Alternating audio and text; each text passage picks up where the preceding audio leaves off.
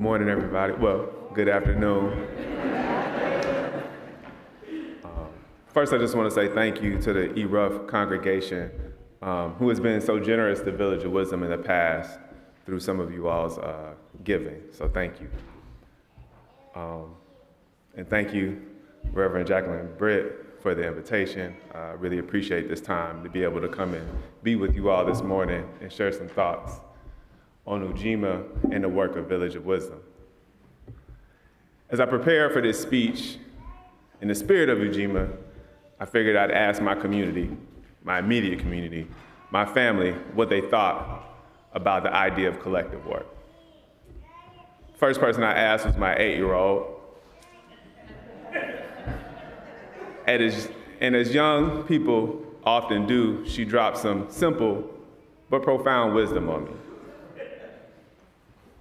She said that when we work together, it means less work for everybody. Things get done faster, and you get ideas you don't have on your own. Black genius. Solid advice. Her sister's name means freedom, and true to her contrarian spirit, when I asked her, she's also 4 years old, she just looked at me and said no.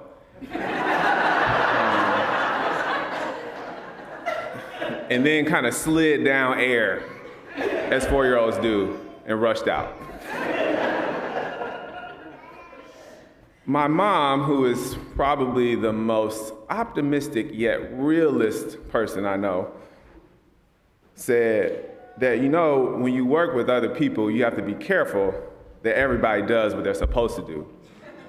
If not, the work will feel unbalanced. Then I asked my beautiful and smart wife, my better half, who's here with us, about it. And she was telling me about a book she was reading called Happy Land. And Happy Land tells the story of formerly enslaved Africans just after the end of slavery. And these recently freed people pooled resources and brought land in the mountains of western North Carolina, calling their new community the Kingdom of Happy Land.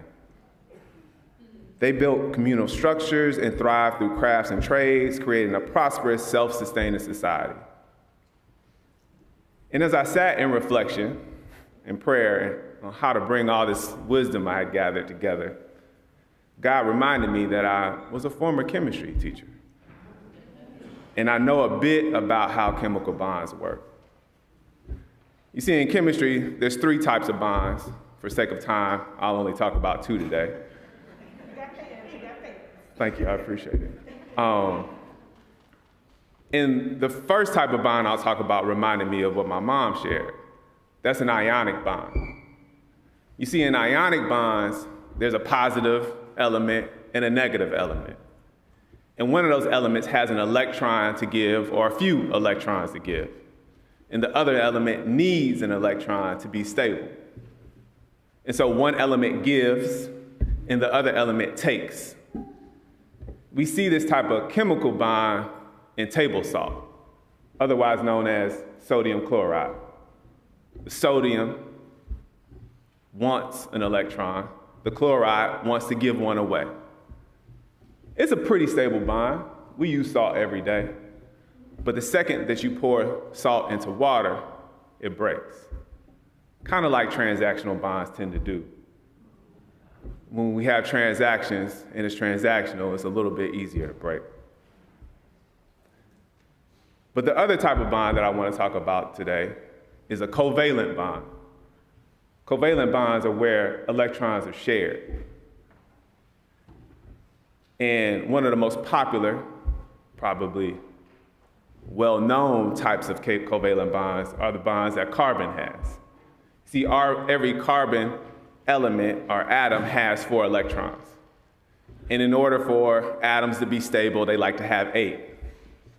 And so when one carbon bond brings its 4 to another carbon bond and its 4, they have 8. And they're pretty strong. Really, really kind of popular in the natural world. I'll get to that a little bit later. But there's also this type of bond that's covalent that might be a little too strong. And it actually comes in the form of nitrogen bonds. Nitrogen bonds bond together so tightly that they're really hard to break apart. And they only like to bond with each other. As a matter of fact, the only way for nitrogen to be useful to the natural world is for it to be broken apart. And the only way for it to be broken apart is either through this really complicated, like fertilizer thing, or lightning itself. Lightning literally has the energy to break these really tight nitrogen bonds that really like each other for some reason. And that nitrogen bond really reminded me of something, because nitrogen itself is not necessarily toxic, but it can be extremely dangerous in high concentrations because it displaces the oxygen in our environment. And when you get too much when you get too much nitrogen, people can die of asphyxiation. Dizziness, unconsciousness, losing breath, dying. And so nitrogen gas actually reminded me a bit of the beginning of 2025.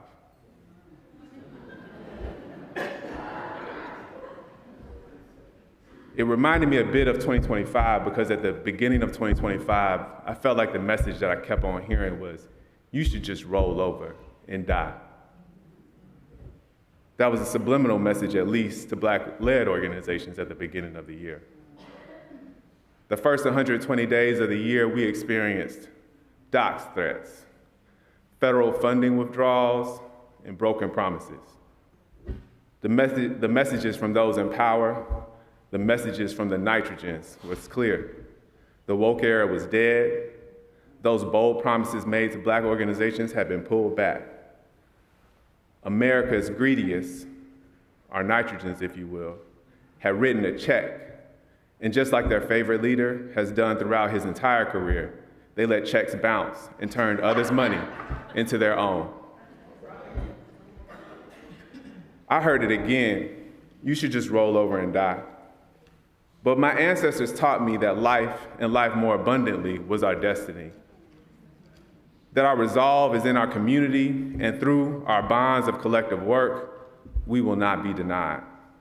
Specifically, my uncle, James Baldwin, said, I know what I'm asking is impossible, but in our time, as in every time, the impossible is the least that one can demand.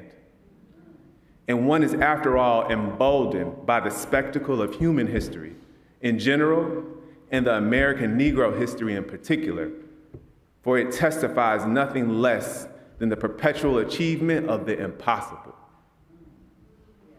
Auntie Assata Shakur taught us that we have nothing to lose but our chains. But holding on to faith is a tricky thing. I grappled with myself at the beginning of this year because I had already been struggling to find my voice. I felt a little lost. Somewhere along the line of running an organization for 10 years, my voice had got lost in trying to be selfless and making space for others.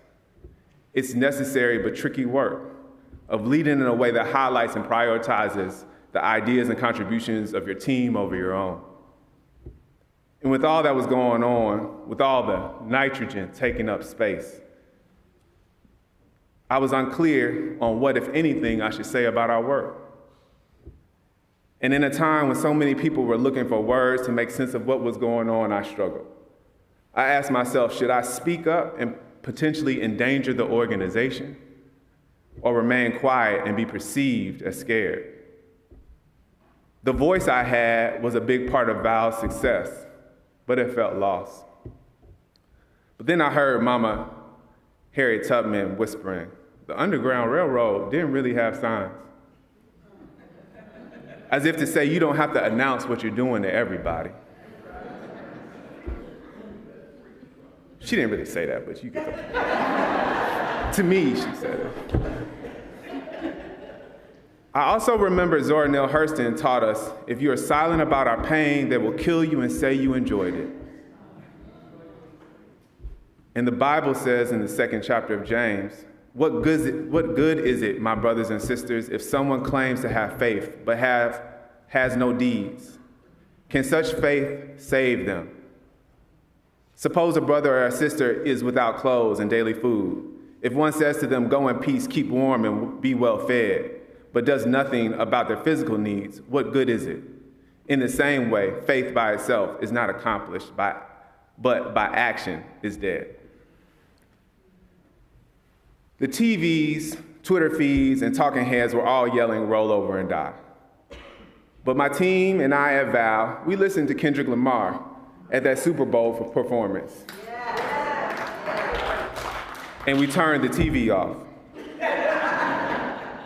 Apropos to our name at Village of Wisdom, we have made vows. Village of Wisdom, VOW, vows, for those who are trying to keep up. Vows to bring parents and students and teachers together in collective work.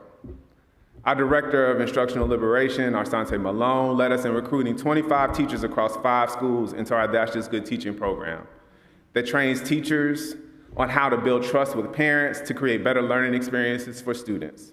Teachers reflecting on the program spoke of how the strength of the bonds they had with families increased and how dramatically it impacted the student participation and performance.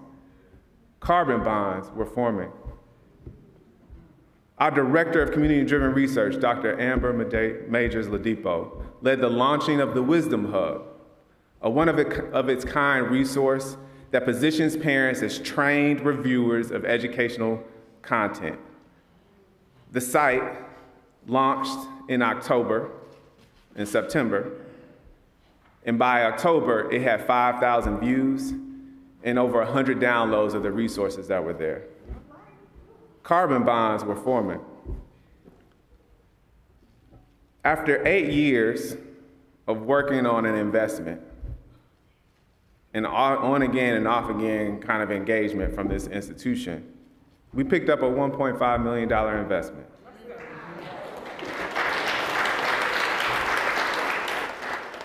New Prophet is the name of the entity, and they're a bit of a field leader, signaling to everybody else that, hey, we might be on to something. Carbon bonds were forming. 18 Black parent leaders from our Dreamship Fellowship came to the end of their 2-year experience.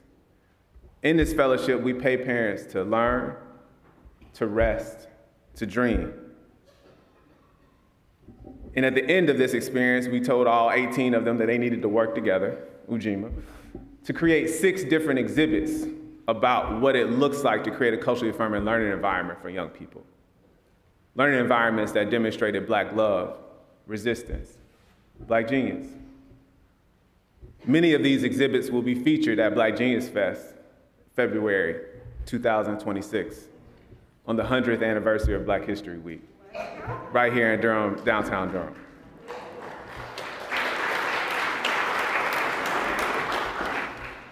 Y'all are all welcome. All of this in the middle of a country led by nitrogens. Nitrogens telling us that the cost of partnership, the cost of collaboration was too high, as they held tightly to their commitments to individualism, telling us from a deep place of selfishness that what we were doing was impossible. And as I wrote this piece, I remembered one critical fact. I didn't start Village of Wisdom because I thought it was possible. I started it because it was necessary. They yelled at us to roll over and die. Rather than yell back, we let our work talk. And our work said, death will not be our destiny. Before I take my seat, I have one more lesson for you about life, death, and chemical bonds. The carbon bonds that I was telling you about are special because they bond in all directions. They bond with other elements like hydrogens, oxygens, and other carbons to make up the building blocks of life. Every strand of DNA in your body, carbon bonds. Every protein that makes up your muscles, carbon bonds. The very structure that allows our spirits to exist in this physical world, carbon bonds. This is the case for all living things on this planet, from plants to fungus to animals. All are carbon-based life forms. And what makes these bonds so useful, so ubiquitous, is not their strength. It's their flexibility to be broken and remade. Every day, your DNA is broken down and recreated. Every day, muscle fibers are broken down and recreated. It is not the strength to hold on, but the strength to regenerate. Carbon isn't the foundation of life because it's the strongest. It's the foundation of life because it's the most useful, the most generous, the most willing to connect in multiple directions. Nature, the creator, didn't choose isolating power to sustain its life, to sustain life. The creator didn't choose isolating power to sustain life. Nature chose value. Nature chose strength that is based in sharing and sharing again. And nature teaches us that diversity and collective work isn't just our strength, it's our genius. It's what makes us special. It is what makes us alive. Death will not be humankind's destiny because life is our legacy. Life is God's promise to us all. And life doesn't demand the strong, isolating bonds. Life demands bonds that give, that share, that connect, that transform. That's Ujima. That's carbon bonds. That's us.